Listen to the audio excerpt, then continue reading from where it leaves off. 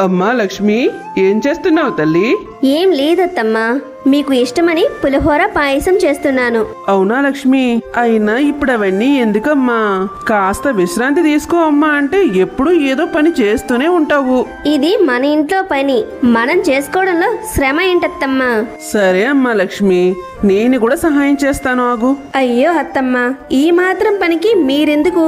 మీరు వెళ్ళి విశ్రాంతి తీసుకోండి, నేను ఇవన్నీ చిటికలో చేసేస్తాను. వెళ్ళండి అత్తమ్మా, వెళ్ళండి. నానమ్మ, నువ్వు ఇక్కడున్నావా? నీకోసం నేను ఇల్లంతా వెతుకుతున్నాను నానమ్మ. అవునా నాయనా, ఎందుకురా? ఏం కావాలి? అంతలా ఈ నానమ్మ గురించి ఎందుకు ఎతుకుతున్నావురా? నానమ్మ, నాతో ఆడుకోవడానికి ఎవ్వరూ లేరు. రా నానమ్మ, మనం ఆడుకుందాం. అమ్మ నాయనోయ్, నాకు అంత ఓపిక లేదు నాయనా. ముసలిదాన్ని, నేను నీతో పరిగెట్టలేనురా. ఆహా, అదంతా నాకు తెలీదు. నానమ్మ, నువ్వు నాతో ఆడుకోవాల్సిందే. పద నానమ్మ, ఆడుకుందాం. అక్షయ్, నానమ్మని అలా ఇబ్బంది పెట్టవచ్చా చెప్పు? తప్పు కదా. ఏంటమ్మా నువ్వు? ఎప్పుడు నువ్వు పనులని నాతో ఆడుకోవు. కనీసం నానమ్మతో కూడా నన్ను ఆడుకోనివ్వా? రే అక్షయ్, ఈ మధ్యన నీకు అల్లరి బాగా ఎక్కువవుతోందిరా. దెబ్బలు పడతాయి, జాగ్రత్త. పోనీలే లక్ష్మి, వాణ్ణి మనకు, వాడు చిన్నపిల్లాడమ్మా. వాణ్ణెందుకమ్మా బాధ పెడతావు? ఊరుకోండత్తమ్మా, మీరు చేస్తున్న గారాబం వల్ల వీడు మరీ ఎక్కువ అల్లరి చేస్తున్నాడు.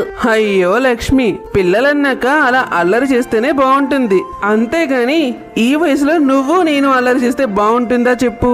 ఒరే మనవడా, పదరా, మనం ఆడుకుందాం. మీ అమ్మ ఎప్పుడు అలానే అంటుందిలే, పద పద. ఇలా కొద్ది రోజులు గడిచాయి. అమ్మా, బాగున్నావా అమ్మా? అమ్మా రేణుక, ఎలా ఉన్నావే? బాగున్నావా? వదినా, బాగున్నారా? నేను బాగానే ఉన్నాను వదినా. అవునమ్మా. ఏంటమ్మా, ఈ మధ్యన ఈ కూతురు గుర్తు రావడం లేదా ఏంటి? కనీసం ఫోన్ చేయడం కూడా మానేశావు. అదేం లేదు వదినా, అత్తమ్మ గారికి ఈ మధ్యన కాస్త ఆరోగ్యం బాగోలేదు, ఒంటిలో కాస్త నలతగా ఉందని అంటున్నారు. అందుకే కాస్త ఎక్కువగానే విశ్రాంతి తీసుకుంటున్నారు. అయ్యో అవునా అమ్మా? మరి నాకు చెప్పలేదే, చెప్పుంటే వచ్చేదాన్ని కదా. నువ్వైనా వచ్చి ఏం చేస్తావులే అమ్మా, మొన్ననే కదా నువ్వు వచ్చింది. మళ్ళీ నిన్ను ఎందుకులే ఇబ్బంది పెట్టడం అని నేనే చెప్పలేదు. అయినా ఇంట్లో ఎక్కువ మంది అయ్యారంటే లక్ష్మికే కదా పని ఒత్తిడంతని. ఇటు నా పనులు అటు ఇంటి పనులు అంటే పాపం చెయ్యొద్దు మరి. అంతేలే అమ్మా, కూతురు కంటే కోడలే ఎక్కువైపోయింది. కూతురు ఇంటికి వస్తే భారం అంటున్నావు. అవేం మాటలు వదినా, మీరు ఈ ఇంటి ఆడబిడ్డ, అంటే ఈ ఇంటి లక్ష్మీదేవితో సమానం. మాకు మీరు భారం అవడం ఏంటొదినా? అమ్మగారు. ఏంటి సుబ్బయ్య ఇలా వచ్చావు? అమ్మగారు, దామోదర్ బాబు గారు మీకేవో కాగితాలు ఇచ్చారట, అవి పట్టుకుని రమ్మన్నారు. ఓహో అలాగా. అమ్మా లక్ష్మి, ఆ అబ్బాయి ఇచ్చిన కాగితాలు బీరువాలో పెట్టమని ఇచ్చాను కదా, అవి తీసుకొచ్చి ఈ సుబ్బయ్యకి ఇవ్వమ్మా. అలాగే అత్తయ్య, ఇస్తాను. వదినా, మీరు అత్తమ్మ మాట్లాడుతూ ఉండండి, నేను కాఫీ తీసుకొని వస్తాను. సుబ్బయ్య, నాతో పాటు రా, నీకు కావలసిన కాగితాలు ఇచ్చి పంపిస్తాను. అదేంటమ్మా, బీరువా తాళాలు నీ దగ్గర కదా ఉండాలి, అవి వదినకి ఎవరిచ్చారు? అన్నయ్య ఇమ్మని చెప్పాడా? లేదమ్మా రేణుక, నేనే ఇచ్చాను. నాకు ఎలాగో వయసు అయిపోతుంది కదా, నా తర్వాత ఈ ఇంటిని నడిపే బాధ్యత అంతా లక్ష్మీనే కదా చూసేది. అందుకే తనకి అలవాటు అవ్వాలని నేనే ఇచ్చాను తల్లి. అలా కోడలికి పెత్తనం ఇవ్వడం ఏంటమ్మా? ఇదెప్పటి నుండి నేర్చుకున్నావు? అలా కోడలికి పెత్తనం ఇస్తే అత్తని తొక్కేస్తారు, అది నీకు తెలియదా ఏంటి? అలా అంటావేంటే? లక్ష్మి అలాంటిది కాదు. లక్ష్మి చాలా పద్ధతి గల పిల్ల. పద్ధతి ఎంత పద్ధతిగా ఉంటుందో మేము చూస్తాంలే అమ్మా. అయినా నీ కోడలు, నీ ఇష్టం, ఇవన్నీ నాకెందుకులే తల్లి. ఇలా కొంత సమయం గడిచింది. అమ్మ నెమ్మదిగా ఈ ఇంటి పెత్తనాన్ని వదిన చేతిలో పెడుతోంది. అలా అయితే ఈ ఇంటిలో నా ఆటలు అస్సలు చెల్లవు. ఏదైనా చేసి మా అమ్మ మా వదినపై పెత్తనం చెలాయించేలా చెయ్యాలి. అలా అయితేనే నేను ఏం చెప్పినా ఈ ఇంట్లో జరుగుతుంది, లేదనుకో చాలా కష్టం. అత్తమ్మ, నేను ఒకసారి మా అమ్మ దగ్గరికి వెళ్ళొస్తానత్తమ్మ. అమ్మకి ఆరోగ్యం బాగోలేదని ఫోన్ వచ్చింది. అయ్యో అవునా? ఏమైంది వదిన గారికి? ఇంతకీ ఇప్పుడు ఎలా ఉందంటున్నారు? అత్తమ్మ, అమ్మకి బీపీ ఎక్కువ అవడం వల్ల కళ్ళు తిరిగి పడిపోయారంట అత్తమ్మ. డాక్టర్ గారు కొద్ది రోజులు హాస్పిటల్లోనే ఉండాలి అంటున్నారంట. అందుకే మా అమ్మ దగ్గరికి వెళ్దామని మిమ్మల్ని అడుగుతున్నాను అత్తమ్మ. అయ్యో, అలా అడుగుతావేంటి లక్ష్మి? అవతల మీ అమ్మగారికి ఆరోగ్యం బాగోలేదు. నేను వెళ్తానత్తయ్య అంటే నేను వద్దని చెప్తానా ఏంటి? నేను అబ్బాయికి చెప్తాను తల్లి, నువ్వు సిద్ధంగా ఉండు, నిన్ను అక్కడి వరకు దించి వస్తాడు. అమ్మా, అలా వదిన వెళ్ళిపోతే ఈ ఇంట్లో పనులెవరు చేస్తారమ్మా? అలా అంటావేంటే రేణుక? ఇంట్లో ఇద్దరు ఉన్నాం, ఇద్దరు ఆడవాళ్ళని చూసుకోలేమా ఏంటి? అయినా అవతల మనిషి ప్రాణం కంటే ఇక్కడ పనులు గొప్ప ఏంటి? అమ్మా లక్ష్మి, నువ్వు ముందు బయలుదేరి వెళ్ళమ్మా. సరే అత్తమ్మ. అలా లక్ష్మి తన అమ్మగారింటికి వెళ్తుంది. అమ్మో, అమ్మ తన కోడల్ని చాలా ముద్దుగా చూసుకుంటోంది. అలాగే మా వదిన కూడా మా అమ్మని సొంత అమ్మలా అనుకుంటోంది. అత్తమ్మ అత్తమ్మ అంటూ తన చుట్టే తిరుగుతూ అపురూపంగా పిలుచుకుంటోంది. ఇలా అత్త కోడలు ఇద్దరు ప్రేమానురాగాలు పంచుకుంటుంటే నాకు నచ్చట్లేదు. ఎలా అయినా సరే అమ్మని మాత్రం మార్చేయాలి. వదిన ఎలాగో ఇంట్లో లేదు, వాళ్ళ అమ్మకి బాగోలేదని వెళ్ళింది కదా, తను తిరిగి వచ్చేలోగా మా అమ్మని మార్చేయాలి. ఇలా మరుసటి రోజు ఉదయం, అమ్మా రేణుక, అలా వంటగదిలోకి వెళ్ళి కాస్త టీ పెట్టుకుని తీసుకురా తల్లి. సరే అమ్మా, ఆగు తెస్తాను. ఇప్పుడు నేనేం చెయ్యాలబ్బా? ఎలా అమ్మ మనసుని మార్చాలి? ఇలా చేస్తే తప్పకుండా అమ్మ మనసు మారిపోతుంది. అమ్మా, వదిన ఎంత గొప్ప నిర్వాకం చేసిందో చూసావా? ఏంటే ఏమంటున్నావు?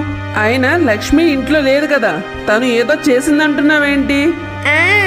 నీ ముద్దుల కోడలు ఇంటిలో లేకపోవడం వల్లే ఆవిడ చేసిన ఘనకార్యాలు బయటపడుతున్నాయి. అసలు ఏం జరిగిందో చెప్పవే అంటే ఏదేదో చెప్తావేంటే? ఏం చేసిందా? ఇలా చూడు, ఈ డబ్బులు నాకు వంటగదిలో దొరికాయి. నువ్వేమో నీ ముద్దుల కోడలని ఆవిడకి ఇంట్లో పెద్దరికాన్ని ఇచ్చావు. తనేమో ఇదే మంచి సమయమని ఇల్లంతా తన వశం చేసుకుంది. ఇంట్లో ఉన్న డబ్బంతా తను సోహా చేస్తోంది. రేణుక, ఏం మాట్లాడుతున్నావే? లక్ష్మి అలాంటిది కాదు. అయినా తన్ని ఇన్ని రోజులుగా చూస్తున్నాను, తను ఎలాంటిదో నేను తెలుసుకోలేనా?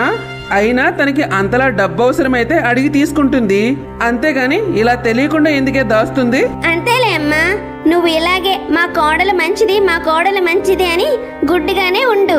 ఏదో ఒక రోజు నిన్ను కూడా నట్టేట్న ముంచేసి వెళ్ళిపోతుంది. అయినా ఇంటి దొంగని ఈశ్వరుడైనా పట్టలేరు అంటారు, అది నిజమే. అయినా అమ్మా, నువ్వు పరా ఇంటి నుండి వచ్చిన నీ కోడలపై నమ్మకం ఉంచావు, కానీ నీ కడుపున పుట్టిన నీ కూతురిని మాత్రం నమ్మలేకపోతున్నావు కదా. అందుకే ఆ మహాతల్లి ఆటలన్నీ సాగుతున్నాయి ఇలాగా. అంతే అంటావా రేణుగా? అలా అయితే తాళాలు తన దగ్గరే ఉన్నాయి కదా, మరి ఈ కొద్ది డబ్బును మాత్రమే వంటగదిలో దాయడం దేనికి? నాకు ఏం అర్థం కావడం లేదే. అయ్యో పిచ్చి అమ్మ, ఇందులో ఇంకా అర్థం కావడానికి ఏముంది చెప్పు. తాళాలు ఎలాగో తన చేతికి ఇచ్చావు కదా, అందుకే తనకి అవసరం ఉన్నప్పుడు కొద్ది కొద్దిగా తీసుకుంటోంది, ఎవరికి అనుమానం రాకుండా. ఇంకా వంటగదిలో దొరికిన ఈ డబ్బంటావా, తను ఎక్కువగానే దాచి ఉంచుంటుంది.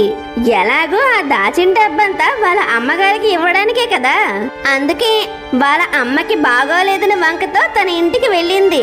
తన దాచిన డబ్బంతా వాళ్ళ ఇంటికి చేరవేస్తోంది, అంతే. అవునవును రేణుక, నువ్వు చెప్తుంటే ఇది నిజమనిపిస్తోందే. ఇన్నాళ్ళు ఆ లక్ష్మి మంచిదని నేను ఎంత మోసపోయాను. ఉండు, నా కొడుకు రాగానే జరిగిందంతా చెప్పి దాని అంతు తెలుస్తాను. అయ్యో అలా చేయకమ్మా, అలా చేస్తే దొరికిపోతాం. ఏంటి దొరికిపోతారా? దొరికిపోవడం ఏంటే? అదే అమ్మా, నువ్వు అన్నయ్యకి ఈ విషయం చెప్పావనుకో, అన్నయ్య వదిన్ని నిలదీసి అడుగుతాడు. అప్పుడు వదిన ఏదో ఒకటి చెప్పి తప్పించుకుంటుంది. ఆ తర్వాత తను దొరకకుండా జాగ్రత్త పడుతుంది. అన్నయ్యది అసలే నీలాగా జాలికుండి కదమ్మా. వదిన ఏడుస్తూ చెప్పగానే కరిగిపోతాడు, తనని క్షమించేస్తాడు. అవునే రేణుక, నువ్వు చెప్పేది నిజమే. మరి ఇప్పుడు ఏం చేస్తామే? అలా చూస్తూ ఊరుకోవడమేనా? అలా ఎవరు ఊరుకోమన్నారమ్మా నిన్ను? ఇకపై ఈ ఇంటి బాధ్యతని నువ్వే తీసుకో. అత్త ఎలా ఉంటే కోడలు అణిగిమణిగి ఉంటుందో అలాగే వదిన విషయంలో ప్రవర్తించు. అప్పుడు వదిన నీ దగ్గర కాస్త జడుస్తుంది. ఇంకా తన అమ్మగారి ఇంటికి ఈ డబ్బులు చేరవేయడానికి కాస్త భయపడుతుంది. అలాగే నీకు అణిగిమణిగి ఉంటుంది. దీంతో మన ఇంటి సొమ్ము గడప దాటకుండా ఉంటుంది. ఒక కూతురిగా నేను చెప్పవలసిందంతా చెప్పానమ్మా. తర్వాత నీ ఇష్టం. ఇదిగో అమ్మా వదిన దాచిన డబ్బు.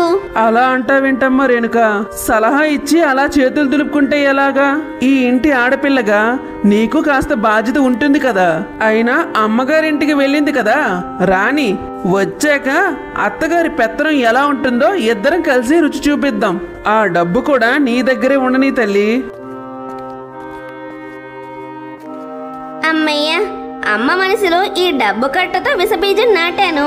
దాన్ని కాస్త పెంచి పెద్ద చేస్తే చాలు. అయినా ఒక్క రూపాయి ఖర్చు లేకుండా అత్త కోడల మధ్యన బానే చిచ్చు పెట్టావే రేణుక. నువ్వు సామాన్యురాలివి కాదే. వదిన్ని చెడ్డ చేయడానికి ఎక్కడ నా డబ్బు అమ్మకి ఇవ్వాలేమో అనుకున్నా. కానీ అమ్మ ఈ డబ్బు ఉంచుకోమని నా డబ్బు నాకు మిగిల్చింది. ఒక్క రూపాయి ఖర్చు లేకుండా అత్త కోడల మధ్య వైరం మొదలయ్యింది. ఇలా కొద్ది రోజులు గడిచాయి. లక్ష్మి తన అమ్మగారి ఇంటి నుండి అత్తగారింటికి వస్తుంది. అత్తమ్మ, ఎలా ఉన్నారు? బాగున్నారా? మిమ్మల్ని చూడక చాలా రోజులయ్యింది అత్తమ్మ. నా బాగోగుల గురించి ఎందుకులే అమ్మా. ఇంతకీ మీ అమ్మ ఎలా ఉంది? బాగున్నారత్తమ్మ. ఇప్పుడు కాస్త పర్వాలేదు. ఎందుకు బాగోదు? నువ్వు వెళ్ళావు కదా, బాగానే ఉంటుందిలే. నానమ్మ బాగున్నావా? నేను ఇంటికి వచ్చేసా కదా, పద మనం వెళ్ళి ఆడుకుందాం. ఏం నాయనా, ఎప్పుడు ఆటలే గాని చదువు సంధ్య ఏం వద్దా మనకి? ఎక్కడి నుండి వచ్చాయిరా నీకు ఈ బుద్ధులు? అయినా మన ఇంట ఉంటాయి ఇలాంటి బుద్ధులు లేవే. అవునులే, ఇవన్నీ తిరుగుడు ప్రభావాలు. పోయి పుస్తకం తీసి చదువు పో. ఏమైందత్తమ్మా? ఎప్పుడు లేనిది మీరు అక్షయ్ మీద అలా కోప్పడుతున్నారు? అయినా మీరు అలా కోప్పడుతూ ఉంటే మిమ్మల్ని చూడడానికి అంత బాగాలేదత్తమ్మా. మా అత్తమ్మని ఎప్పుడో నవ్వు మొహంతోనే చూసాం కాబట్టి ఈ కోపాన్ని చూడలేకపోతున్నాం. అయినా మీరు అక్షయ్ని కోప్పడుతున్నారు అంటే నాకు అసలు నమ్మబుద్ధి కలగడం లేదు. ఏమమ్మా కోడలా, నీ కొడుక్కి మంచి చెడ్డ చెప్పే అధికారం కూడా నాకు లేదా ఏంటి? అయినా నేను ఇప్పుడు కాని మాట ఏమన్నాను? చదువుకోరా అని చెప్పాను. అది కూడా తప్పేనా? ఇలాంటి మరిన్ని వీడియోల కోసం మా ఛానల్ ని లైక్ చేసి సబ్స్క్రైబ్ చేసుకోండి. పక్కనే ఉన్న గంట సింబల్ని ఆన్లో పెట్టుకోండి. అప్పుడే మేము చేసిన వీడియోస్ అన్ని మీకు నోటిఫికేషన్ ద్వారా వస్తాయి.